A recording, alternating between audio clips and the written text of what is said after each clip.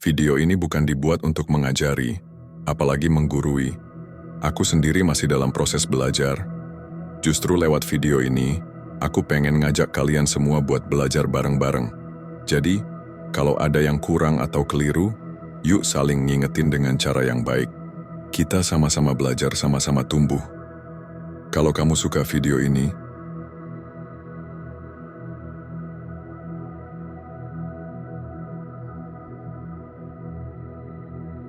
Assalamualaikum warahmatullahi wabarakatuh. Pernah nggak sih kita merasa lelah bukan karena kurang tidur, tapi karena hidup rasanya makin nggak masuk akal? Ada orang yang jelas-jelas meninggalkan salat, hidup bebas, bahkan terang-terangan berbuat maksiat, tapi hartanya terus bertambah. Mobilnya makin mewah, bisnisnya sukses, liburannya ke luar negeri. Sementara kita, tiap malam tahajud, siang puasa sunnah, pagi kerja banting tulang, tapi dompet tetap tipis, utang belum lunas. Lalu muncul bisikan halus di hati. Kenapa ya? Kok kayaknya hidup ini nggak adil? Seketika iman pun goyah. Kita tahu Allah Maha Adil. Tapi kenapa kenyataan seperti bertolak belakang? Teman-teman, perasaan itu sangat manusiawi. Rasa kecewa, bingung, bahkan protes diam-diam terhadap takdir sering muncul bukan karena kita lemah iman, tapi karena kita terlalu fokus pada apa yang tampak di mata. Padahal hidup ini seperti puzzle besar. Kita hanya pegang satu keping kecil, yang kita kira nikmat belum tentu benar-benar membahagiakan. Dan yang kita anggap ujian bisa jadi jalan ke surga. Orang yang kaya tapi lalai dari ibadah, mungkin terlihat tenang di luar. Tapi siapa yang tahu batinnya? Siapa yang tahu seberapa gelisah hatinya saat malam sunyi? Lalu kita yang taat tapi hidup pas-pasan mungkin terlihat menyedihkan. Tapi siapa yang tahu berapa banyak pahala yang Allah siapkan karena sabar dan istiqamah kita? Bisa jadi Allah sedang memeluk kita dengan cara yang tak bisa dilihat mata, melindungi kita dari ujian kesombongan, menjaga kita agar tetap dekat kepadanya. Dan bisa jadi, orang-orang yang terlihat enak hidupnya itu sedang dibiarkan oleh Allah untuk menikmati dunia, sebagai bentuk istidraj, kenikmatan yang menjauhkan dari akhirat. Bukankah Rasulullah SAW pernah bersabda, "Jika kamu melihat Allah memberikan dunia kepada seseorang padahal dia bermaksiat kepadanya, ketahuilah itu adalah istidraj." Kita sering keliru menilai keadilan Allah hanya dari apa yang kita miliki secara materi. Padahal, keadilan Allah itu jauh lebih luas dari itu. Terkadang, keadilan Allah adalah ketika Dia memberi kita hati yang kuat, iman yang teguh, keluarga yang hangat, yang mungkin tak dimiliki oleh mereka yang terlihat berhasil di dunia. Hidup ini bukan hanya tentang siapa yang paling kaya, tapi siapa yang paling kuat menjaga iman. Bukan soal siapa yang terlihat menang sekarang, tapi siapa yang selamat di akhirat nanti. Maka teman-teman, sebelum kita menyimpulkan bahwa hidup ini tidak adil, mari duduk sejenak, ambil napas panjang. Coba lihat hidup ini dengan mata iman, bukan hanya mata dunia. Karena kadang yang terlihat sebagai kegagalan, justru sedang menjadi bentuk cinta Allah yang paling besar dalam hidup kita. Pernahkah kita duduk sendiri, melihat kehidupan orang lain, lalu tanpa sadar membandingkan nasib kita dengan mereka? Kita melihat orang yang hidupnya jauh dari ibadah, maksiat dilakukan tanpa malu, tapi mereka justru hidup berkecukupan. Sementara kita yang berusaha taat menjaga salat, menjauhi dosa, justru terus bergelut dengan kesulitan hidup. Lalu muncul gumaman lirih di dalam hati. Kenapa ya? Aku sudah berusaha taat, tapi kenapa hidupku tetap sulit? Kenapa justru yang jauh dari Allah hidupnya makin nikmat? Pertanyaan itu terasa berat. Kadang kita tak berani mengucapkannya, tapi hati kita diam-diam memikirkannya. Teman-teman, pertanyaan itu bukan hanya milik kita. Bahkan orang-orang syalih di zaman Nabi juga pernah merasa goyah ketika melihat orang-orang kafir hidup dalam kekayaan dan kekuasaan. Bahkan dalam Al-Quran, Allah merekam perasaan itu sebagai pelajaran. Dalam surah Taha ayat 131 Allah berfirman, Dan janganlah engkau panjangkan kedua matamu kepada apa yang telah kami berikan kepada golongan-golongan dari mereka sebagai bunga kehidupan dunia, untuk kami uji mereka dengannya, dan karunia Tuhanmu adalah lebih baik dan lebih kekal. Ayat ini seperti pelukan lembut dari Allah. Kita dilarang mengarahkan pandangan kita kepada dunia yang mereka miliki, karena semua itu hanyalah bunga kehidupan. Indah tapi sementara.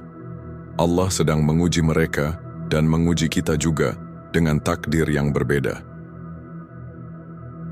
Kadang kita keliru. Kita mengira bahwa kekayaan adalah bentuk keberkahan dan kasih sayang Allah. Padahal belum tentu. Bisa jadi justru itulah bentuk istidraj, kenikmatan yang Allah berikan kepada hambanya agar makin jauh darinya. Rasulullah SAW bersabda, apabila kamu melihat Allah memberikan kenikmatan dunia kepada seseorang padahal dia melakukan maksiat kepadanya, maka ketahuilah bahwa itu adalah istidraj. Istidraj itu seperti seseorang yang berjalan ke jurang, tapi dia dikasih karpet merah dan lampu sorot. Dia merasa dihormati, padahal sebenarnya sedang dijebak. Begitu juga dengan orang yang diberi harta, tapi makin jauh dari Allah. Sementara kita diuji dengan kesulitan. Tapi bisa jadi, justru dalam kesulitan itulah Allah sedang memeluk kita, menjaga kita agar tidak sombong, menahan kita agar tidak jauh darinya. Bukankah dalam tangis dan doa, kita justru lebih dekat dengannya? Kita perlu ingat bahwa dunia ini bukan tempat balasan. Dunia adalah tempat ujian, surga dan neraka adalah tempat Allah menegakkan keadilannya yang sempurna. Nabi Muhammad SAW sendiri, manusia paling mulia, justru hidup dalam kesederhanaan. Rumahnya sempit, makan kadang tak ada. Alas tidurnya hanya tikar kasar. Tapi apakah itu bukti Allah tidak adil padanya? Tentu tidak. Ketika Umar bin Khattab radhiyallahu masuk ke rumah Nabi dan melihat punggung beliau berbekas tikar kasar, Umar menangis. Ia berkata, "Ya Rasulullah, Raja Persia dan Romawi hidup dalam kemewahan, sementara engkau seperti ini." Rasulullah menjawab,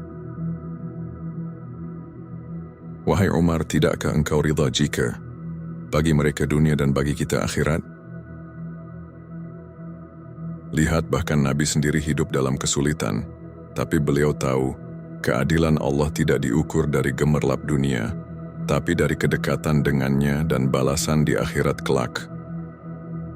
Kita juga bisa melihat kisah sahabat-sahabat mulia seperti Bilal bin Rabah, seorang budak hitam yang dianiaya karena keimanannya. Tubuhnya dibakar, disiksa, dijemur di gurun. Tapi ia sabar. Dan lihat, hingga kini nama Bilal harum dalam sejarah, surga rindu padanya. Sementara Abu Lahab, pamannya Nabi sendiri, kaya raya, punya kedudukan, tapi Allah abadikan namanya dalam surah Al-Lahab sebagai penghuni neraka. Hidup yang terlihat enak belum tentu mengandung ketenangan. Berapa banyak orang yang bergelimang harta, tapi depresi, bunuh diri atau merasa hampa? Dan berapa banyak orang yang hidup sederhana, tapi wajahnya bercahaya dan hatinya lapang? Maka ketika kita merasa iri pada hidup orang lain, mari bertanya, apakah kita iri pada hartanya atau iri pada hisabnya nanti di akhirat? Rasulullah SAW pernah bersabda, "Tidaklah kedua kaki seorang hamba bergeser pada hari kiamat hingga ia ditanya tentang 4 perkara. Salah satunya adalah hartanya, dari mana ia dapatkan dan untuk apa ia gunakan." Jadi semakin banyak harta, semakin panjang hisabnya. Kita yang hartanya terbatas, hisabnya pun bisa jadi lebih ringan. Allah tidak mengukur hidup kita dengan angka saldo, tapi dengan kesabaran, kejujuran, keikhlasan, dan keteguhan hati dalam iman. Kadang kita hanya perlu memperbaiki cara pandang. Bukan bertanya, kenapa aku tidak punya banyak harta, tapi bertanya, apakah aku punya cukup sabar dan syukur? Bisa jadi doa-doa kita belum dijawab karena Allah tahu kita belum siap, atau karena Allah sedang menyimpan balasan itu dalam bentuk yang lebih besar di akhirat. Dan bisa jadi, sulitnya hidup hari ini adalah cara Allah melatih kita untuk jadi lebih kuat, lebih sabar, dan lebih bergantung kepadanya. Ingatlah kisah Nabi Ayub alaihissalam. Beliau adalah orang yang sangat taat dan awalnya sangat kaya, tapi kemudian diuji dengan penyakit, kehilangan anak, harta, dan bahkan ditinggalkan sebagian orang.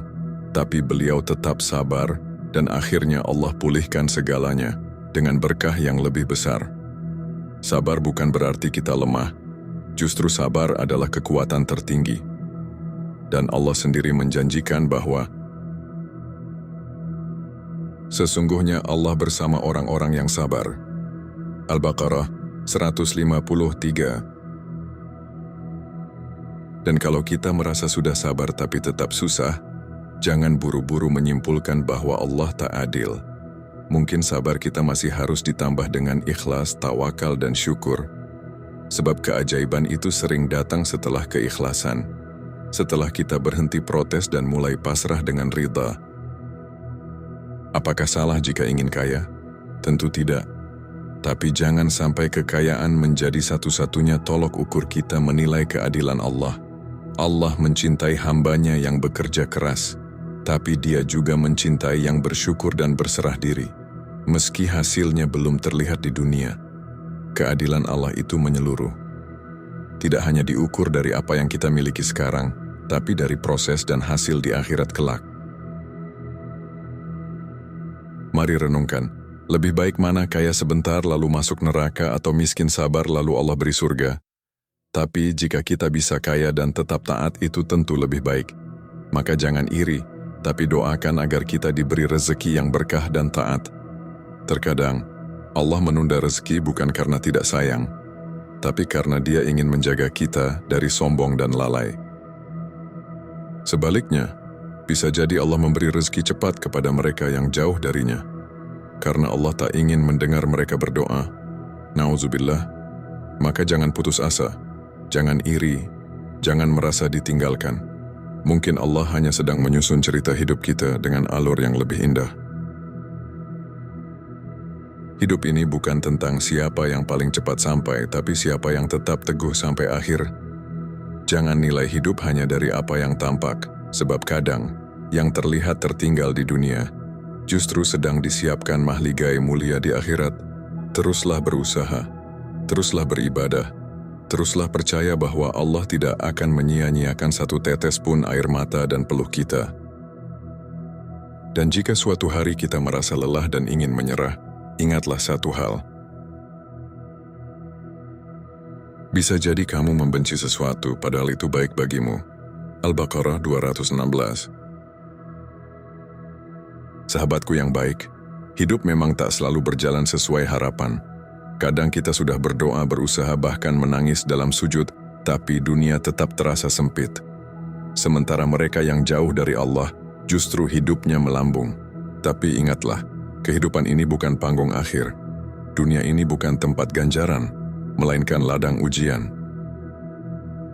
Dan Allah tak pernah lalai mencatat setiap lelah dan sabar kita.